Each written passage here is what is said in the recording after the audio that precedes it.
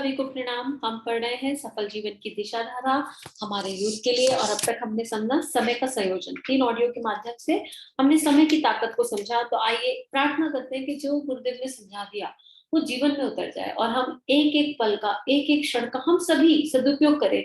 चाहे फिर वो विद्यार्थी हो, चाहे वो युवा हो, चाहे हम किसी भी क्षेत्र में हो, कहीं भी कार्य कर रहे हो।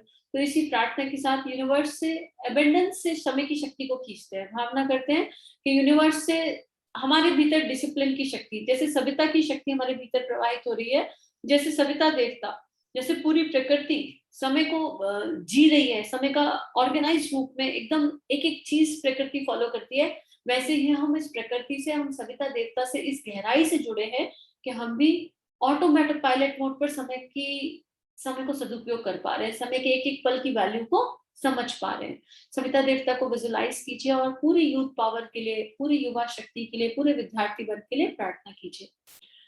ओम भूर्भुवः स्वः तत्सवितुर्वरेण्यं भर्गो देवस्य धीमहि धियो यो नः प्रचोदयात्।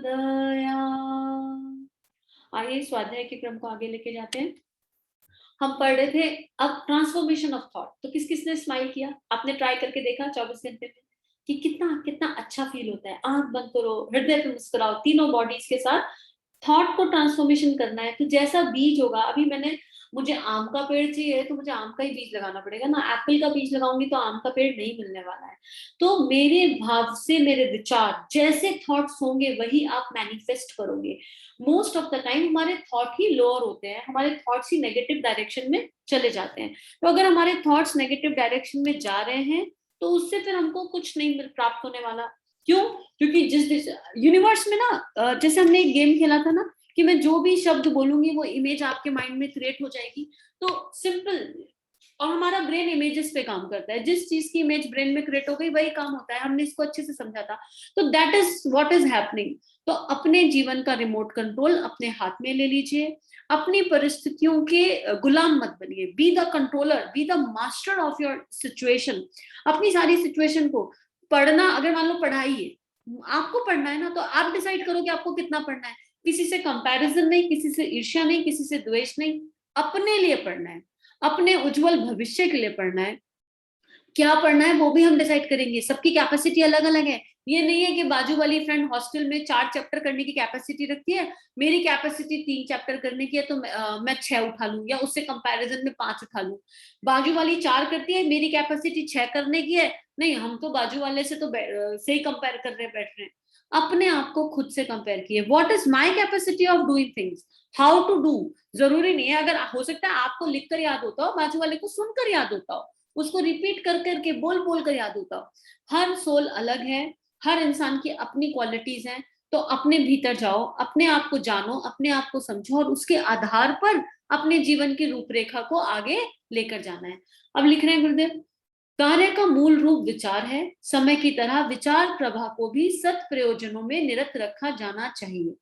जिस प्रकार समय को योजनाबद्ध बनाकर सफलता पाई जाती है, उसी प्रकार विचार प्रवाह को भी सुनियोजित कर लक्ष्य विशेष से जोड़कर लाभान्वित हुआ जा सकता है।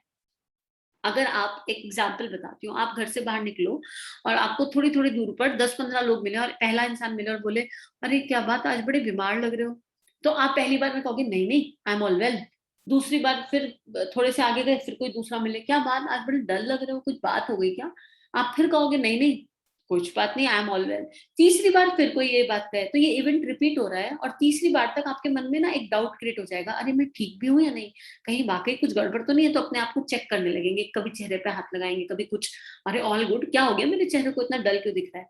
अब यही बात और 2, 3, 4, 5 लोग बोल दे, यकीन मानो 10 तक, जितनी जिसकी कैपेसिटी, अपर साइड 10-12 के बोलने तक आप एक्चुअली बीमार हो जाओगे, अगर उन लोगों की बातों पर आपने ध्यान दिया बिना भीतर जाए। इतना ज्यादा इम्पैक्ट पड़ता है हमारे ऊपर बाहर के लोगों के विचारों का, तो अपने विचारों का कितना इम्पैक्ट पड़ेगा सोच के देखो। अब यहाँ पर जिसकी विचार शक्ति बहुत मजबूत होगी ना, जिसको अपने बारे में सब कुछ पता होगा, कोई कितना कह दे कि आप ऐसा करते हो, वो अंदर जाएगा, झांकेगा, देखेगा, अरे नहीं मैं पूर्ण स्वस्थ हूँ, let the people say what they are saying, right. I am radiating happiness and peace, मैं अपने अंदर से हैप्पीनेस और पीस रेडिएट करता हूँ, तो सब कुछ अच्छा है मेरी लाइफ में। तो इतना इतना इम्पैक्ट जब दूसरों के विचारों का हमारे ऊपर पड़ सकता है, अनजानों के विचारों का पड़ सकता है, तो मेरे खुद के विचार तो मेरे जीवन में मिरेकल कर सकते हैं कि नहीं कर सकते हैं। तो अपने आप को दूसरों के हिसाब से मत आकिए, अपनी कैलकुलेशन कि मैं क्या हूं, what am I is what I feel I am, not what people are saying about me. अगर लोग आपकी तारीफ करते हैं और आज आप बहुत खुश हो गए, तो कहीं कल को वो लोग आपकी बुराई करने लगेंगे तो आप बहुत लो हो जाओगे। नहीं, अपने आप को इतना दीनहीन मत मानिए। यहाँ ये नहीं कहा जा रहा कि किसी की सुननी नहीं है, सबकी बात सुननी है, रिस्पेक्ट देना है, सम्मान देना है, लेकिन भीतर जाके देखना है कि जो बुराई कही जा रही है, जो बात कही जा रही है, वो मेरे अंदर है भी या नहीं। अगर आपको लगता है उस पर काम करो, अगर आपको लगता है नहीं है तो उसको परमात्मा के चरणों में रख दो, क्योंकि कई बार हम अपने आप को निष्पक्ष भाव से देख नहीं पाते। भगवान जी ये लोग बोल रहे हैं ये प्रॉब्लम है, मुझे समझ नहीं आ रहा है, सब भगवान मतलब सविता, बाकी तो किसी को देखा नहीं, विजिबल गॉड सन हमने अच्छे से समझ लिया, वहां रख दो, क्या अब आप बताओ कि मुझे क्या करना है। तो ऐसे करके छोटे छोटे स्टेप लेकर हम अपने थॉट प्रोसेस को ट्रांसफॉर्म कर सकते हैं कंप्लीटली। आगे, विचार संयम का सही स्वरूप चिंतन की एक एक लहर को रचनात्मक दिशा धारा में प्रवाहित करने हेतु किया गया कठोर पुरुषार्थ। एक एक लहर, एक छोटा सा रॉन्ग थॉट 100 नए रॉन्ग थॉट्स को जन्म दे सकता है। तो be aware of the first thought entering your mind, इतना अवेयर रहना है। कई बार क्या होता है, हमें पता ही नहीं होता कहाँ से कौन सा थॉट आ गया, एक इमेज देखी, राइट, और उस इमेज को देख के 100 थॉट क्रिएट हो गए, पता ही नहीं, व्हाट्सएप पर एक फोटो आया, देख लिया, और एकदम एनर्जी लो हो गई, राइट। हम युवा हैं, टीन में हो आप लोग, और टीन एज को की एनर्जी अगर लो चक्र में है, तो आपने एक मूवी देखी, उस मूवी में एक ऐसा कोई सीन आया जो हमारी एनर्जी को लोअर चक्र की तरफ ले जाए, या फिर हमारी एनर्जी को डेविएट कर दे, तो उससे रिलेटेड कितने सारे थॉट आ जाते हैं। ऐसी चीज को देखना ही क्यों है, और अगर देख लिया तो वही की वही पकड़ लो, रोको खुद को रोको और पुल करके ऊपर की तरफ ले जाओ, पुश करके, नहीं नहीं, I am a student, where I have to go, मुझे करना क्या है अपनी लाइफ में, एफर्ट लगेगा। एफर्ट अभी कम लगा रहे हैं क्या, अभी आप लोग कम मेहनत करते हो क्या, बहुत मेहनत करते हो, एंड आई अंडरस्टैंड दैट। बहुत बहुत सारी शक्ति, बहुत सारी पावर आप सब लोगों के लिए, जो भी मेहनत कर रहे हो उसका रिजल्ट आना चाहिए, लेकिन रिजल्ट कम, मेहनत ज्यादा हो रही है। क्यों ना हम जितनी मेहनत हम कर रहे हैं उसका रिजल्ट भी तो उसी हिस्से, उसी आधार पर हमको मिले। आगे, आपके विचार आपके जीवन पर तो महान प्रभाव छोड़ते ही हैं, पर दूसरों पर, आपसे संपर्क में आने वालों पर तथा आसपास के वातावरण में भी अपना प्रभाव छोड़ते हैं। आपके विचार आपके व्यक्तित्व से, आपके हाव भाव व्यवहार से, आपके मुख की आभा और कांति से झलकते रहते हैं। अभी हमने एग्जाम्पल भी ऐसे ही उठाया, किसी ने बोला बीमार हो, 10 बार बोला, हमने मान लिया। तो अगर दूसरे का विचार मुझ पर इम्पैक्ट कर रहा है, तो मेरे शक्तिशाली विचार भी तो सामने वाली चेतना पर कार्य करेंगे ही ना। सो ऑब्वियसली करेंगे।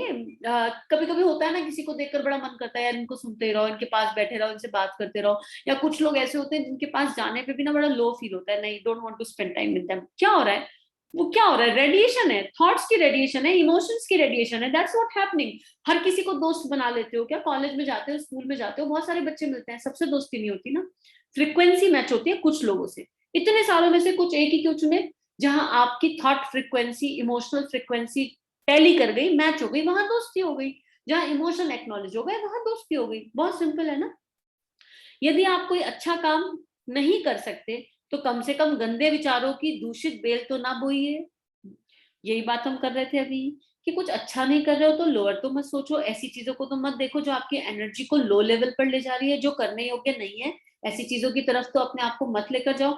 भले ही दुनिया, अभी मत कहना कि सारी दुनिया में सब लोग ऐसे ही कर रहे हैं, तो दुनिया में सब लोग बहुत अच्छा भी कर रहे हैं। सबके अंदर, अभी इंद्रिय संयम में हमने यही समझा ना कि सबकी अच्छाइयां ढूंढनी है, हर इंसान में एक अच्छी चीज छुपी हुई है, हमारे देखने का नजरिया बन जाए। आज बैठ के होमवर्क है, आज अपने घर परिवार के, अपने क्लोज जिन लोगों के साथ आप रहते हो ना सबसे ज्यादा, उन 10 लोगों को पिक करो और उन सबकी 5-5 अच्छाइयां लिखो, और देखो आपका नजरिया, आपका दृष्टिकोण ना बदल जाए। समय लगेगा, मेहनत लगेगी, सबसे पहले अपनी 10 अच्छाइयां लिखना। लिखना ये होमवर्क है, ये जो भी मैं यहाँ पे बता रही हूँ ना, इन सब चीजों ने मेरी लाइफ में मुझे बहुत हेल्प किया है, तो करके देखना। बड़ा मुश्किल लगता है शुरू में, 10 अच्छाइयां, 5 दिख जाए बड़ी बात, 4 दिख जाए, लेकिन हम कर सकते हैं। जब हमारी दृष्टि बड़ी होगी ना, तो हमको सब कुछ दिखने लगेगा। तो प्रयत्न कीजिए कि आपके मन में दूसरों के प्रति उदारता, दया, सहायता, सेवा और स्नेहपूर्ण विचारों का ही उद्गम और पोषण हो। किसी के मन को दुर्बल मत बनाइए, किसी के मन को निष्क्रिय मत बनाइए, किसी को दीनहीन मत बनाइए, ना उनके प्रति ऐसे विचार अपने मन में आने दीजिए। हम अगर किसी की लाइफ में कुछ कंट्रीब्यूट नहीं कर सकते तो किसी को कभी भी लो नहीं करना चाहिए। कभी-कभी हम सहजता से किसी के लिए कुछ कह देते हैं, किसी की सफलता से हम हैप्पी नहीं होते, किसी के लिए हम लोअर इमोशन या एनर्जी रेडिएट कर देते हैं। नहीं करना चाहिए। अगर आप कंट्रीब्यूट नहीं कर सकते तो आप मौन चले जाओ। लेकिन हमेशा सबके लिए अच्छा सोचो, सबके प्रति हमारे अंदर कंपैशन होना चाहिए, सेवा की फीलिंग होनी चाहिए, सहायता की फीलिंग होनी चाहिए।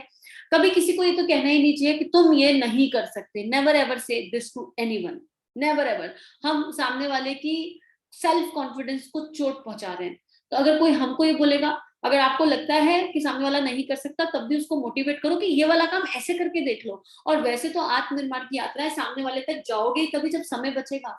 आप जो रेडिएट करोगे ना, और अगर आपने कर लिया तो आप कभी किसी को लो देखोगे नहीं। अगर आप सब कुछ कर जाओ तो आप हमेशा हर किसी को बताओगे कि सब कुछ किया जा सकता है जीवन में, बस स्टार्ट करने की देर है। बस स्टार्ट करते हैं, आज स्टार्ट किया तो कभी ना कभी तो सक्सेस मिलेगी। उसके बाद आपको चाहिए कि ऐसे व्यक्ति बने जो सफलता के प्रतिबिंब हैं, जो दूसरों के सहायक हैं। सफलता के प्रतिबिंब मतलब फूल खिल गया तो खुशबू फैलेगी ना। आप सक्सेसफुल हो गए तो आप लोगों को ऑटोमेटिकली हेल्प कर सकते हो, बहुत ज्यादा हेल्प कर सकते हो।